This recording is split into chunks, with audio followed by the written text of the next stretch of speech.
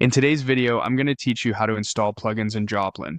By the end, you'll know exactly where to find plugins, how to install them safely, and how to get them working so you can supercharge your note-taking workflow. First, open Joplin and head to the Tools menu. From there, click Options, then select Plugins. This panel is your plugin dashboard. It's where you browse new plugins, manage the ones you've installed, and check for updates. Think of it as Joplin's control center for extending what the app can do.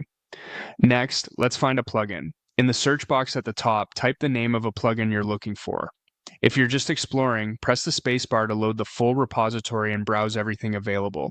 As results appear, you'll usually see a short description and version information.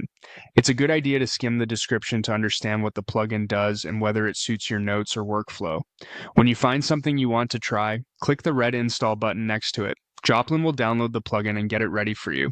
This process is quick, and you'll typically see a status indicator so you know it's working. After installation, Joplin will prompt you to restart. Go ahead and click Restart Now. This is important because plugins need a fresh start to load properly. Skipping the restart often means the plugin won't be active yet, so always let Joplin relaunch.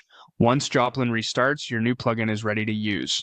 Depending on the plugin, you might notice new icons on the toolbar, additional menu items, or new options inside the app. Some plugins also offer their own settings. You can usually access those from the same plugins panel or within the app's preferences.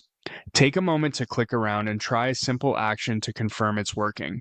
If you don't see the plugin you want in the list, you can install it manually. Download its YAML file from a trusted source. Then in the Plugins tab, choose Install from File and select the downloaded file. Joplin will add it to your list and you'll restart again to activate it.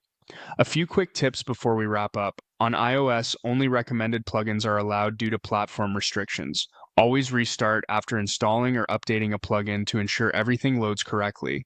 And if a plugin isn't for you, you can disable or delete it anytime from the same plugins menu. That's it. You're ready to expand what Joplin can do with plugins. Try a few, refine your setup, and make your notes work even harder for you. Thanks for watching.